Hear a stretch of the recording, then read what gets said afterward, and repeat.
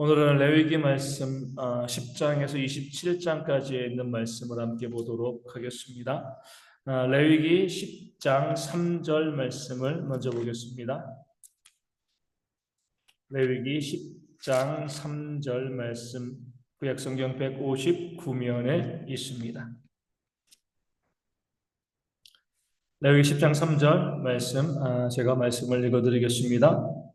모세가 아론에게 이르되 이는 여호와의 말씀이라 이르시기를 나는 나를 가까이 하는 자 중에서 내 거룩함을 나타내겠고 온 백성 앞에서 내 영광을 나타내리라 하셨느니라. 아론이 잠잠하니. 아멘.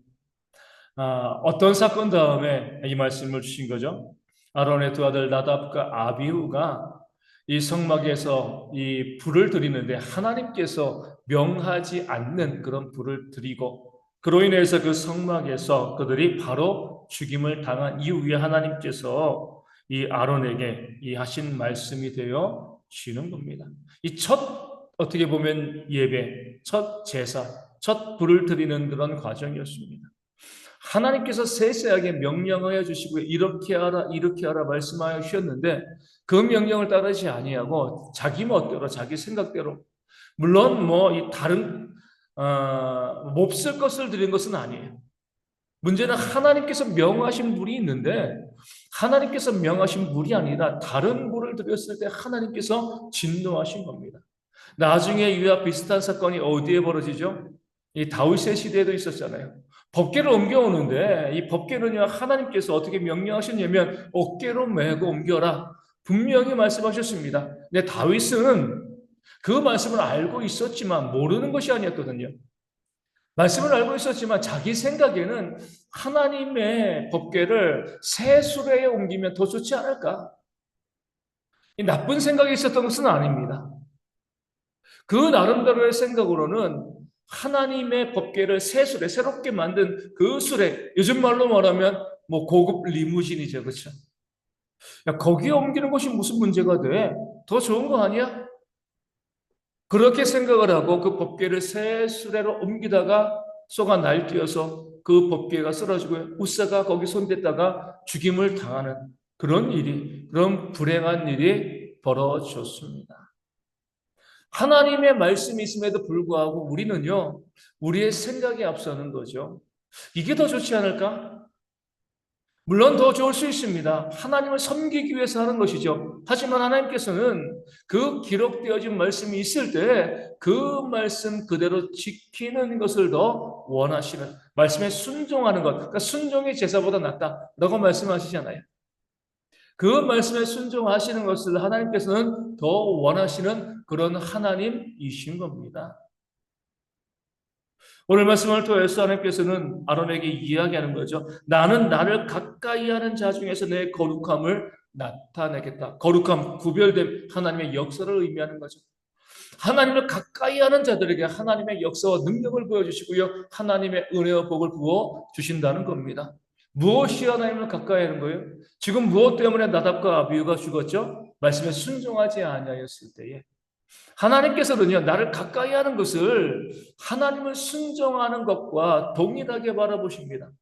그렇기 때문에 우리가 자주 말씀드린 것처럼 마태복음 7장에 나와 있는 바 나더러 주여 주여 하는 자마다 하나님 나라에 들어갈 것이 아니다. 누가요? 오직 하늘에 계신 내 아버지의 뜻대로 행하는 자, 순종하는 자가 하나님께 가까이 나갈 수 있습니다. 하나님 나라에 들어가게 되어지는 거죠. 하나님께서 원하시는 것은요, 하나님께 가까이 나가는 자는요, 하나님의 말씀에 순종하는 겁니다. 하나님께로 더 가까이 갑니다. 이 찬송이 있는 거예요. 그 찬송을 할 때 이 복음성 거죠. 우리는 예배에 나오는 것, 이게 하나님께 더 가까이 나가는 것이다라고 생각하는데, 물론 예배에 나가는 것도 하나님께 가까이 나가는 거죠. 순종하는 것이니까. 순종하는 마음으로 나왔을 때는 하나님께 더 가까이 나가는 건데 순종의 마음도 없이 형식적으로 예배 가운데 나오고요. 그 삶에서 하나님의 말씀을 전혀 순종하지 아니하면 이 나답과 아비도 하나님께 가까이 나갔습니다. 성막 안으로. 하지만 순종하지 아니하였을 때 그들이 하나님의 진노를 받고 그 자리에서 죽게 되어지는 거죠. 여기 나와서 우리가 예배도요, 순종하지 않는 삶을 살아가게 되어지면 하나님께 가까이 나온 것이 아니죠. 하나님의 진노를 받게 되어지는 겁니다. 하나님께서 우리 가운데 원하시는 그 가까이 나아가는 것은요, 하나님의 말씀에 온전히 순종하는 그런 삶을 살아가는 것. 이것이 바로 우리가 하나님의 거룩함을, 역사를 우리가 경험할 수 있는 길이 되어지는 겁니다. 내 생각이 좋아 보일 수 있어요. 내 방식이 더 좋아 보일 수 있습니다. 하지만 하나님의 말씀으로 검증해야 됩니다. 그 말씀에 순종하는 모습이 있을 때 하나님의 은혜 역사가 일어나게 되어질 줄로 믿습니다. 또 전혀 다른 말씀이 또 10장에 나와 있습니다. 10장 19절 말씀을 보겠습니다. 10장 19절 아론이 모세에게 이르되 오늘 그들이 그 속죄제와 번제를 여호와께 드렸어도 이런 일이 내게 임하였거늘 오늘 내가 속죄 제물을 먹었더라면 여호와께서 어찌 좋게 여기셨으리요. 아멘. 정반대의 상황입니다. 이때 아론이 어때요? 아론도 하나님의 말씀을 어겼습니다. 나답과 아비후 두 아들이 죽고 난 다음에 그 자신이 먹어야 될 그 재물을 어떻게 한 거죠? 다 불태워 버렸습니다. 그러니까 모세가 화가 난 거죠. 조금 전에, 방금 전에 이 형의 두 아들, 모세에겐 조카잖아요. 얼마나 모세도 마음이 아팠겠습니까? 나답과 아비후가 다른 말씀에 순종하지 아니하여서 죽임을 당했는데 왜 형도 하나님의 말씀에 순종하지 아니하고 먹으라고 한 재물을 먹지 아니하고 불태웠습니까? 그러니까 형에게 막 책망하는 거죠. 똑같은 사건이 벌어진 거잖아요. 그랬을 때 아론이 이야기합니다. 내가 이 속죄 제물을 먹었더라면 이 끔찍한 하나님의 진노 앞에서 내가 먹고 마시고 즐기는 그런 삶을 내가 살았다면 하나님께서 어찌 좋게 여기셨겠습니까? 이렇게 이야기합니다. 중요한 말씀인 거예요. 같은 말씀을 어겼어도 나답과 아비는 뭐예요? 하나님께서 무엇을 원하시는가 생각하지 않고요. 자기 생각에 나선 겁니다. 근데 아론은 그 제물을 먹어야 함에도 먹어야 된다는 사실을 알고 있지만 내가 이것을 먹는 것을 여호와께서 좋아하실까? 그 먹는 것이 순종하는 것이지만 이 불편한 마음으로 이 애통한 마음으로 하나님의 음식을 먹는 것을 하나님이 기뻐하실까? 하나님의 마음을 먼저 헤아렸다는 겁니다. 그 마음을 헤아리고 나니까 이 재물은 내가 태우는 것 이것이 합당하다라고 생각하고 그 재물을 태웠고요. 하나님께서 또 그 아론을 기뻐하고 그들의 모습을 아론의 모습을 받아 주셨습니다. 규례가 있습니다. 하지만 먼저 생각할 것은 뭐죠? 여호와께서 좋아하시는가? 하나님이 원하시는 것인가? 다윗의 시대도 그런 일이 벌어졌잖아요. 다윗이 사울 왕을 피해서 도망갈 때 제사장을 찾아갔습니다. 먹을 것을 좀 달라. 무엇을 주었죠? 여호와께 드리는 그런 진설병. 그 진설병은 누가 먹을 수 있어요? 제사장들이 먹을 수 있는 제사장들의 음식이었습니다. 그럼에도 불구하고 그 제사장은요, 그 진설병을 유다족 속인 다윗과 그의 부하들에게 나누어 주었습니다. 규례를 어긴 거지만 무엇이 먼저인 거죠? 사랑이 먼저. 하나님이 보시기에 그래 규례는 이 진설병, 이 떡을 제사장들이 먹는 건데 이렇게 굶주려 힘들어하고 있는 백성이 있는데 그들을 외면하고 규례가 그러니까 그 떡을 나눠주지 않는 것이 합당한가? 합당하지 않다는 거죠. 규례가 있습니다. 하지만 더 중요한 것은요, 하나님께서 좋아하시는 것, 그 사랑이 되어지는 거죠. 규례를 주장하면서 규례 때문에 사랑을 포기하는 것은 잘못된 거죠. 누가 그랬어요? 선한 사마리아인에 비유해서 레위인과 제사장이 죽어가는 사람을 만지면 부정하게 되어지니까 그 죽어가는 사람을 그냥 내버려 둔 겁니다. 규례를 더 앞세운 거죠. 근데 예수님께서는 그 사랑을 말씀하고 있는 겁니다. 물론 그 사랑을 주장하면서 규례를 무시하는 것도 잘못된 거예요. 근데 하나님의 마음이 어디 있는가? 그 하나님께서 우리에게 주신 그 규례의 근본적인 이 핵심은 사랑이기 때문에 그 규례와 사랑이 충돌할 때만 우리가 그 사랑을 먼저 내세우는 거죠. 아론처럼 하나님의 말씀이 분명히 있지만 하나님께서 더 좋아하시는 것, 기뻐하시는 것이 무엇인가 생각하고 그 규례를 어길 수는 있습니다. 나답과 아비후는 그런 생각이 없이 그냥 무조건 자기 멋대로 자기 좋은 대로 한 거예요. 이것이 정말 하나님께서 원하시는 것이에요. 규례를 알고 있지만 그 규례를 지키고 싶지만 하나님께서 더 좋아하시는 것, 더 원하시는 것이 무엇인가 바라볼 수 있는 영적인 지혜가 우리 가운데 있어야 할 줄로 믿습니다. 마땅히 우리가 안식일에, 주일에 물질을 쓰지 않는 것이 우리에게 유익한 거죠. 내가 물질을 쓰지 않음을 통하여서 한 사람이라도 주일에 쉴 수 있게 만드는 것이요 하나님께서 원하시는 모습이 되어지는 겁니다.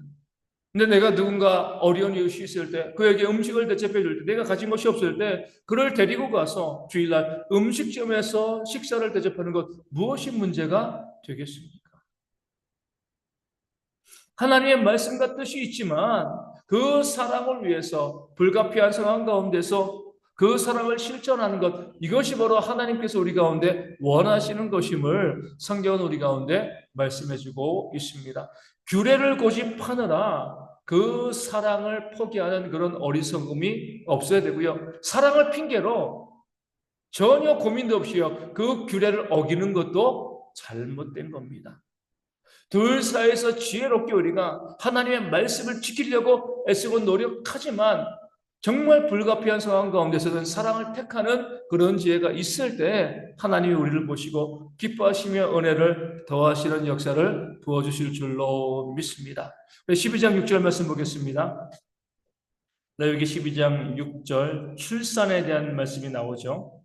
아들이나 딸이나 정결하게 하는 기한이 차면 그 여인은 번제를 위하여 1년 된 어린 양을 가져가고 속죄제를 위하여 집비둘기 새끼나 산비둘기를 회막문 제사장에게로 가져갈 것이요. 아멘. 아들과 딸, 자녀를 낳으면 아들은 며칠이요? 40일간 부정하다라고 이야기하고요. 딸은요? 80일간 부정하다 이렇게 말씀하고 있습니다. 부정하다라고 말씀하고 있지만 부정하기 때문에 뭘 안 하는 거예요?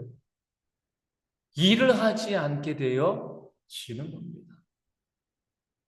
어떻게 보면 하나님께서는 부정하다라고 어떻게 보면 이 부정하다라고 말씀하신 게 그 여인 자체가 부정한 것이 아니라 그 여인이 아이를 낳은 여인이 일하는 것이 마땅하지 않다 이렇게 말씀하고 있는 거죠. 부정한 여인이기 때문에 음식을 만들 수도 없어요. 부정한 여인이 만든 음식은 뭐예요? 부정한 음식이 되어지기 때문에 그렇습니다. 노동도 일도 할 수 없이요. 그 40일, 80일을 온전히 쉴 수 있게 되었습니다. 그러니까 하나님께서는 부정을 통해서 일종의 무엇을 주신 거죠? 출산 휴가를 주시는 겁니다.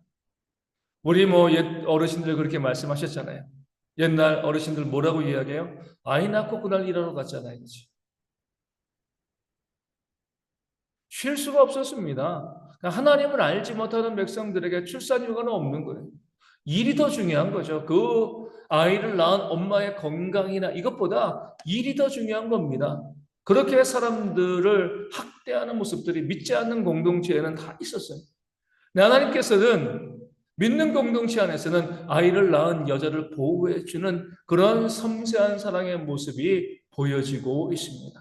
말씀을 그냥 그대로만 보시는 것이 아니라 부정해 이렇게 보시는 것이 아니라 그 부정을 통해서 그 아이를 낳은 여인들을 쉬게 하는 쉴 수 있게 해주는 하나님의 놀라운 사랑이 있음을 우리는 성경을 통해서 볼 수 있어야 하는 겁니다. 우리 또한 19장 3절 말씀을 보겠습니다. 레위기 19장 3절 말씀입니다. 너희 각 사람은 부모를 경외하고 나의 안식일을 지키라. 나는 너희의 하나님 여호와이니라. 아멘. 바로 앞선 2절에는요. 너희는 거룩하라 이렇게 말씀하고 있습니다. 구별되게 살아라 이렇게 말씀한 거죠. 무엇이 구별되게 살아가는 거예요? 두 가지 말씀합니다. 먼저는 부모를 경외하는 것. 정말 부모를 공경하는 거죠. 그러니까 믿는 사람들은요, 그 부모에 대한 공경이 반드시 있어야 합니다. 이게 바로 우리가 거룩한 삶, 구별된 삶을 살아가는 우리의 모습이 되어지는 거죠. 세상은 그러지 아니해도요. 우리 하나님 믿는 사람들은 내 부모를 경외하고요. 공경하는 그런 모습이 있어야 합니다. 내가 내 부모를 경외하고 공경할 때 누구를 경외하고 공경해요? 하나님을 경외하고 공경할 수 있게 되어지는 겁니다. 눈에 보이는 내 부모도 공경하지 아니하면서 보이지 않는 내 영의 아버지인 그 하나님을 우리가 어떻게 공경할 수가 있겠습니까? 그래서 믿는 사람들에게 정말 중요한 것은 뭐죠? 내 부모를 공경하는 것. 성경은 이 부모 공경을 무엇이라고 이야기하죠? 약속이 있는 첫 계명이다. 처음에 네 계명은요, 하나님과 우리와의 관계. 그 다섯 번째부터는요, 이 사람과 이웃과의 관계인데 가장 먼저 내 부모를 공경하라. 그러면 어때요? 내가 땅에서 잘 되고 장수할 것이다. 부모를 공경하는 자들이 이것은요, 믿는 자이건 믿지 않는 자이건 부모를 공경하는 자들이 잘 될 수밖에 없습니다. 왜냐하면 그 부모가 그 자녀에게 해주는 말이 그 자녀를 위하는 말이잖아요. 그 말 잘 들으면 자녀들이 잘 될 수밖에 없는 거죠. 복된 삶을 살아갈 수밖에 없습니다. 건강하게 오래오래 살아갈 수 있게 되어지는 거죠. 약속이 있는 첫 계명이다라고 말씀하고 있습니다. 우리는 내가 거룩한 성도로서 내가 거룩하니 너희도 거룩하라 이 19장에서 말씀하고 있는데 그 거룩한 삶을 살아가기 위해서 가장 먼저 우리는요 우리의 부모를 공경하는 내일이 또 어버이날인데 그러니까 부모에 대한 공경이 뭐 세상이 이야기하는 것이 아니라 하나님께서 우리 가운데 명령하시는 것인 줄 알고요. 그 부모 공경에 정말 최선을 다하는 그런 모습들이 믿는 자들에게 먼저 있어야 하고요. 두 번째 뭐죠? 안식일을 기억하고요. 거룩하게 지키는 그런 모습이 있어야 되는 거죠. 그러니까 부모를 공경하는 것과 안식일을 공경하는 것, 이 마찬가지의 개념이 되어집니다. 내 부모를 공경하면 내 부모의 어떤 뭐 생일, 가장 중요한 날이 생일이죠. 부모님의 생신. 그날을 기억하고요. 그날 함께 모여서 함께 축하하고 감사하고 그런 모습을 갖는 것이 마땅합니다. 뭐 다른 시간들 다 비워놔야죠. 그렇죠? 내 부모가 가장 우선이 되어지는 겁니다. 안식일도 같은 개념입니다. 하나님께서 우리를 창조하실 뿐만 아니라 예수님을 십자가에 달려 죽게 하심을 통해서 우리를 구원해 주셨습니다.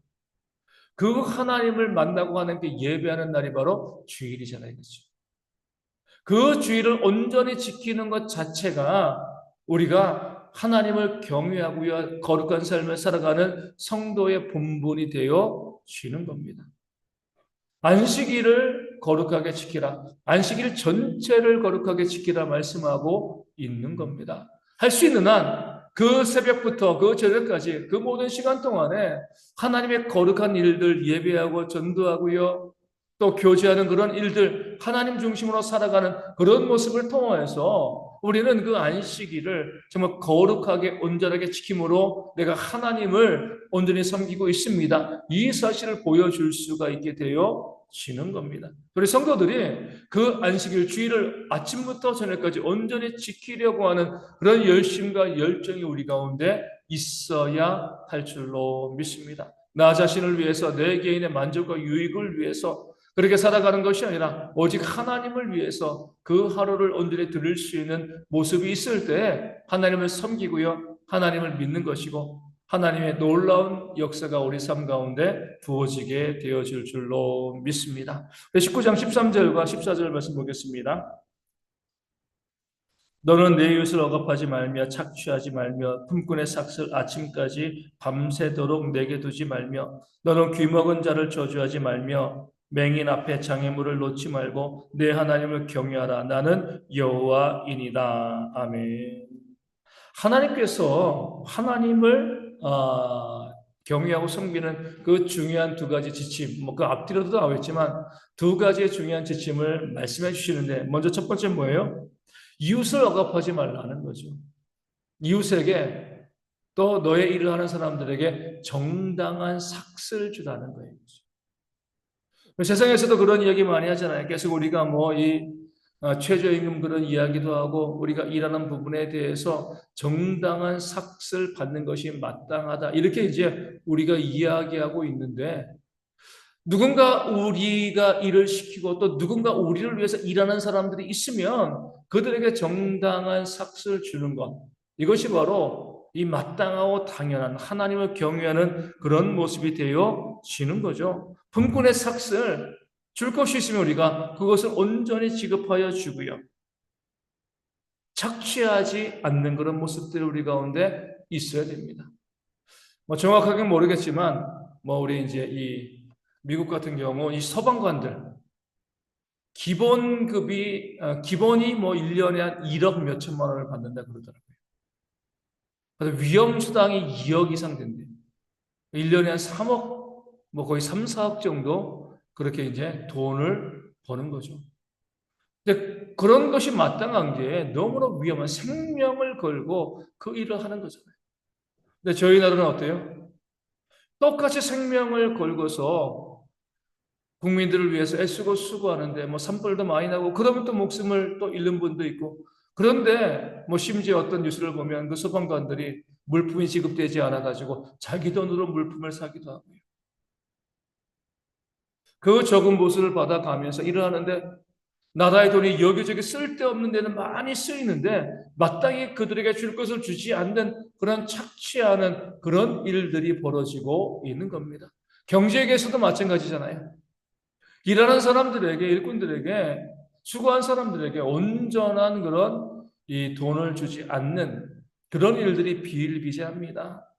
누군가에게 우리가 일을 시킬 때 그 사람에게 정말 정당한 삭스를 주는 것이 바로 하나님을 경외하는 그런 모습이 되어진다. 착취하지 말라. 우리 가운데 말씀하고 알려주고 있고요. 두 번째로 뭐예요?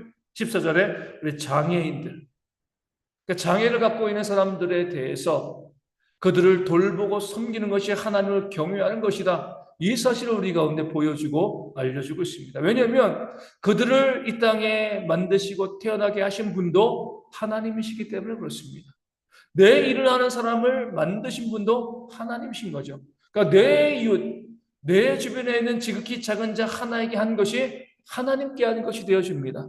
그런 사실을 우리가 깨달아 알게 되어지면 그 어려운 이웃들이라든가 그 장애를 가지고 있는 사람들에게 내가 성심, 마음을 다해서 그들을 섬기고 사랑하는 그런 모습이 있을 때 이것이 바로 하나님께서 우리 가운데 원하시는 그런 삶의 모습이 되어지는 줄로 믿습니다. 얼마 전에 이 버스를 타고 어디를 이제 가게 되었어요. 버스를 딱 타고 자리에 앉았는데 맨 뒤로 이 할머니가 한번 타셨어요. 할머니가 한번 타시니까 걸음이 좀 늦잖아요. 그렇죠? 그럼 버스 기사가 어떻게 하면 돼요? 할머니가 자리에 앉을 때까지 기다렸다가 가면 되는 거잖아요. 뭐 그래 봐야 뭐 그 1분 걸리겠습니까? 10초도 안 걸리죠. 그렇죠? 5초도 안 걸릴 것 같아요. 근데 그 할머니가 마지막으로 타자마자 버스 기사가 바로 출발하면서 할머니한테 뭐라 그러는 거 빨리 앉으라고. 못된 거죠. 그렇죠?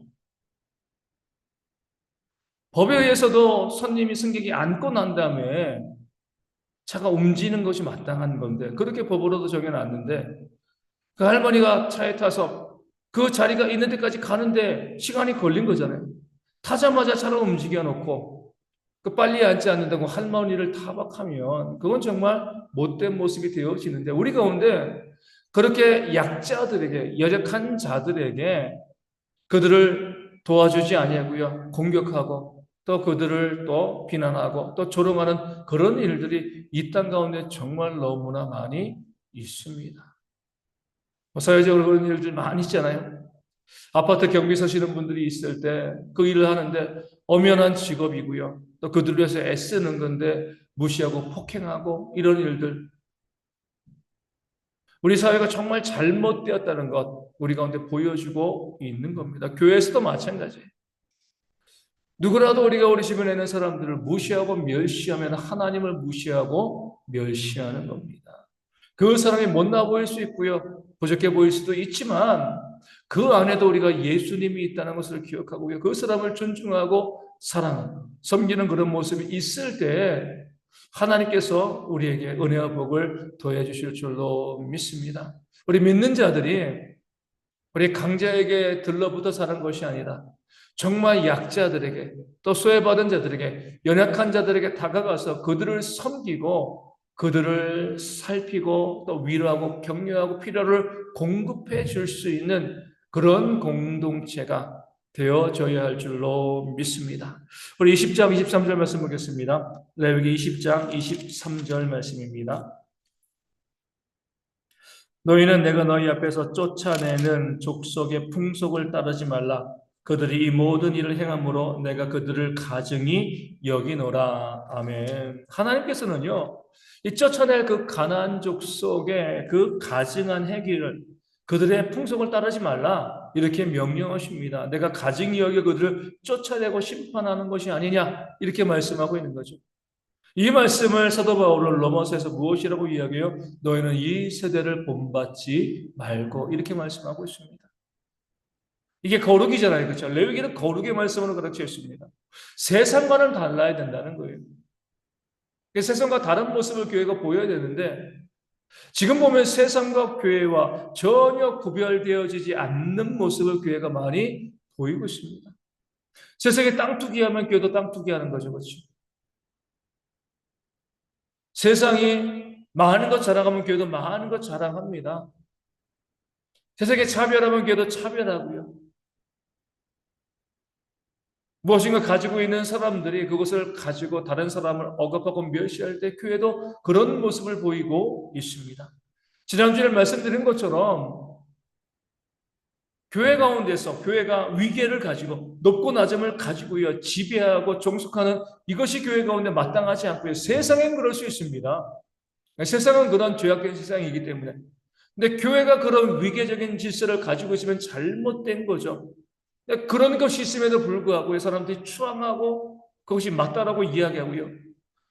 이 카톨릭뿐만 아니라 우리 개신교 안에서도요. 그런 위계적인 조직을 가지고 내가 뭐 목사니까 장로니까 내가 누구니까 또 내가 돈이 많으니까 내가 나이가 많으니까 내가 또 공부를 많이 했으니까 사회적으로 높은 지위에 있으니까 이런 모습을 가지고서 우리가 살아가게 되어지면 하나님께서 원하시지 않는 그런 세상과 똑같은 그런 모습을 우리가 보이고 있게 되어지는 거죠. 그러니까 교회는 교회의 모습을 가지고요. 세상이 비난하고 정죄하고 욕하고 무시하고 멸시할 때 교회는 품어주고 용서하고 사랑하는 그런 모습이 있어야 되고요. 이 땅에 있는 사람들이 자꾸 움켜쥐고요. 자기의 부를 자랑할 때 우리 교회는요. 내 것을 나눠주면서 모든 사람들이 균등하게 살아갈 수 있도록 애쓰고 노력하는 그런 모습을 가지고 있어야 그 교회가 세상의 풍속을 따르지 않는 거룩한 공동체로 온전히 서게 되어질 줄로 믿습니다. 그러니까 세상과 다른 모습을 보여야죠. 세상과 똑같은 모습으로 자꾸 교회를 그렇게 교회가 가야 된다라고 주장하면 그 자체가 교회가 잘못 가고 있는 그런 증거가 되어지는 겁니다. 거룩한 모습으로 교회를 세워나가고자 하는 하나님께서 원하시는 교회가 어떤 교회인가 바라보면서 그 모습을 만들어가는 그런 지혜가 교회 가운데 있어야 할 줄로 믿습니다. 23장 42절 말씀 보겠습니다. 23장 42절 말씀입니다. 너희는 이랫동안 초막에 거주하되 이스라엘에서 난 자는 다 초막에 거주할지니 이렇게 말씀하고 있습니다. 그러니까 초막절이죠, 그렇죠? 광야에서 나올 때 텐트에서 거했잖아요. 광야에 집을 지을 수가 없으니까 그것을 기억하고 기념하라는 겁니다. 그렇기 때문에 지금도 이스라엘 백성들은 초막절에 그 초막을 만들고 그 초막 안에서 거하고 살게 되어지는 거죠. 그 고난, 우리 조상들, 선조들이 그 광야에서 행했던 그 고난을 통하여서 지금 우리가 누리고 있는 복이 얼마나 큰 것인지 감사하며 하나님께 나아가게 되어지는 겁니다. 아, 그래, 우리 조상들은 그 출애굽하면서 그 광야에서 힘들고 어렵게 살아왔어. 그것을 통하여서 우리는 하나님께 우리에게 주신 그 은혜를 또 감사하고 받아들일 수 있게 되어지는 겁니다. 우리 이제 어제 우리 휴일이니까 우리 정준이랑 우리 인천대공원에 갔다 왔어요. 가서 이제 이 오두막 하나 이제 있어서 거기서 이제 잠깐 앉아 쉬는데 앞에 이제 어떤 분이 지나가더라고요. 지나가는데 한 40대 초반 남자분이에요. 근데 키도 한 180 정도 되고 이제 몸도 좋아요. 근데 딱 보니까 뇌졸중에 걸리셨던 것 같아요. 이제 한쪽 몸을 저시고 이렇게 움직이시더라고요. 그런 모습을 쭉 바라보게 되어지니까 어떤 생각이 드냐면은, 야, 그래. 우리가 지금 누리고 있는 건강이 그냥 건강이 아니라 하나님께서 우리 가운데 주시는 선물이지 않을까. 그냥 우리가 누리고 있는 모든 것들이요. 그냥 당연히 누리는 것들이 아니라 내가 살아있는 것도 뭐예요? 하나님께서 우리 가운데 주시는 그런 선물이 되어지는 겁니다. 지금 보면 우리 인도랑 파키스탄 이제 전쟁 뭐 거의 앞두고 있잖아요. 그리고 또 이제 이 이스라엘의 그 공항이 폭격당하니까 이스라엘이 또 예멘 그 공항에 폭격을 했다. 우리가 그 땅에 살고 있으면 지금 하루하루 거요. 또 우크라이나 계속 전쟁 중이잖아요. 러시아랑. 얼마나 우리가 지금 어떤 전쟁도 없이 살아가고 있는 것이 이게 얼마나 또 감사한 것인가. 지금 내가 누리고 있는 것들이 그렇지 못한 상황을 바라봤을 때 모든 것들이 정말 감사한 것이다. 우리 가운데 삼시세끼 먹는 것을 걱정하는 그런 분들은 없잖아요. 예전엔 정말 먹는 것이 없어가지고 굶는 일들이 얼마나 많이 있었습니까?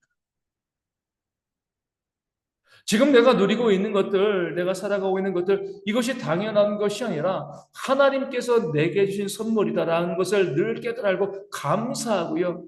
그 감사한 마음을 가지고 내 이웃에게 기꺼이 내가 나누는 그런 삶을 살아가는 지혜가 우리 가운데 있어야 할 줄로 믿습니다. 첨하게 살아보니까 그 초막절이라도 그 초막에 지내보니까 지금 내가 누리고 있는 것이 얼마나 감사한가 알게 되어지고 그것을 알게 되어지면서 뭐예요? 이웃들에게 그것을 나눠줄 수 있는 그런 삶을 살아가게 되어지는 겁니다.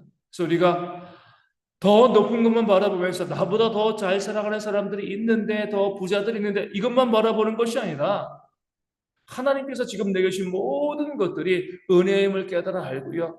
정말 힘들고 어려운 이웃들에게 내 것을 나누며 섬기는 삶을 살아가는 그 초막절을 지키는 모습들이 우리 가운데 또한 있어야 할 줄로 믿습니다. 우리 25장 10절 말씀 보겠습니다. 25장 10절입니다. 너희는 50년째 해를 거룩하게 하여 그 땅에 있는 모든 주민을 위하여 자유를 공포하라. 이 해는 너희에게 희년이니 너희는 각각 자기의 소유지로 돌아가며 각각 자기의 가족에게로 돌아갈지며. 아멘. 희년이죠, 그렇죠? 이 안식년이 이 7번, 7, 7에 49 하면 안식년 쉬고 50년째 희년이 되어집니다. 하나님께서 이 땅을 살아가면서 이스라엘 백성들에게 그 땅을 가나안 땅을 정복할 때 골고루 나눠 주셨습니다. 그러니까 다 자기 땅이 있었고요. 그 땅은 계속 이 자손들 대대로 그 땅을 이 상속받게 되어 있습니다. 어떻게 보면 하나님께서 이 모든 땅은 너희 것이 아니라 내 것이라고 말씀하시고 사람들에게 맡겨 주신 겁니다. 근데 살다 보면 형편이 어려울 수 있고 그럼 땅을 파는 거예요. 그럼 거부 이제 이 땅을 많이 가진 그런 대지주가 생기게 되어지고 또 땅이 없는 소작인들이 생기게 되어집니다. 근데 하나님께서는 이 관계가 계속 가는 것을 원치 않으셨습니다.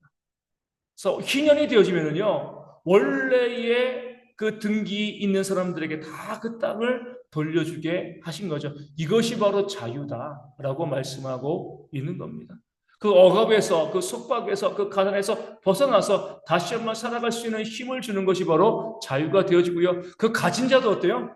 그것을 나눠줌으로 자유를 누리는 겁니다. 많은 것을 가지고 있으면 오히려 더 많이 속박될 수밖에 없는 거죠.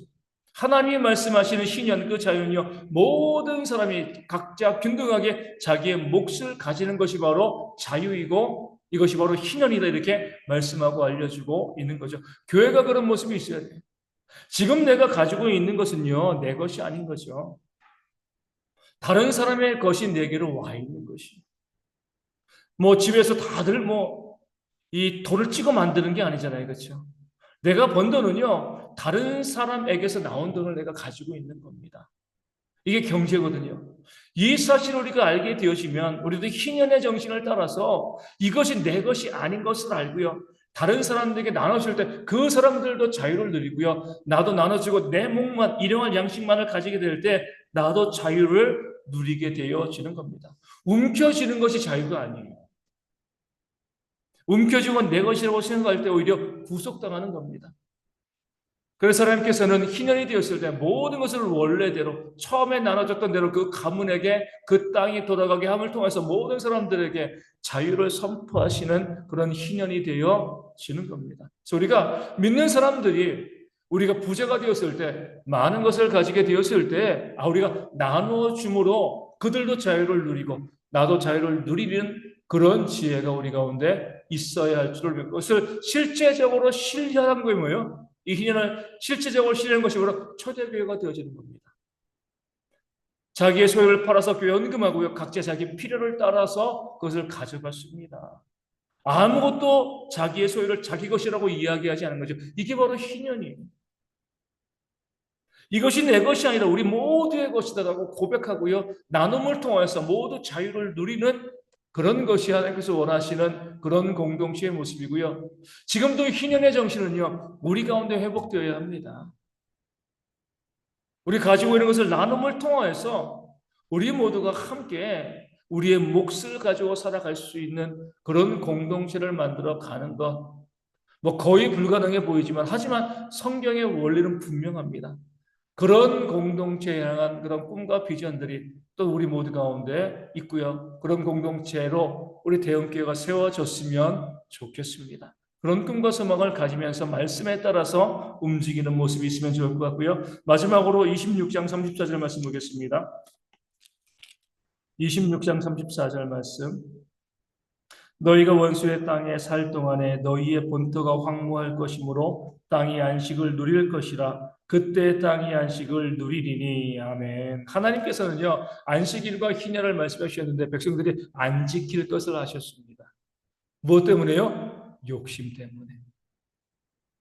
무엇인가 더 많이 가지면은요, 그 물질에 내가 이 소유되어지는 거거든요. 내가 소유한 것이 나를 소유하게 되어 있습니다. 물질을 가지면 자유할 것처럼 보이지만 계속 물질이 나를 올가매기 때문에 있는 사람들이 더하다 이런 말이 있잖아요. 더 많이 가지기 위해서요 애쓰고 노력합니다. 그러니까 안식일도 안 지키죠. 희년도 안 지키죠. 그럴 때 하나님께서 어떻게 하시는 거예요? 그 땅을 망하게 하심을 통하여서 그 땅이 강제적으로 쉬게 만드십니다. 결국은 쉴 수밖에 없는 거예요. 그렇게 쉬기보다는 안식일을 또 희년을 지키는 것이 훨씬 더 지혜로운 그런 모습이 되어지는 거죠. 그 사람들도 그러잖아요. 그 돈 때문에 쉬지 않고 일합니다. 나중에 어디서 쉬는 거죠? 병원에서 쉬는 거예요. 아파가지고. 일하면서 또 안식일을 지키고 안식년을 지키면서 그렇게 일하고 쉬고 이것이 조화롭게 균형되어지게 그 사람들 삶에 있게 되어지면 오랫동안 건강하게 살 수 있는데 그 돈에 대한 욕심 때문에 더 많이 가지기 위해서 내가 그렇게 쉬지도 않고 일하고 하다 보면요 내 몸도 병들고 내가 가지고 있는 것도 다 병원비로 나가는 거죠. 그렇게 번 돈이 내게 남아있지도 않습니다. 그래서 우리가 내가 쉬지 않으면 하나님께서 나를 쉬게 하신다. 그 사실을 기억하시고 우리가 그 쉼도 하나님의 명령임을 깨달아 알고요. 온전히 쉬는 삶을 살아가는 그런 지혜가 우리 모두 가운데 있기를 소망합니다.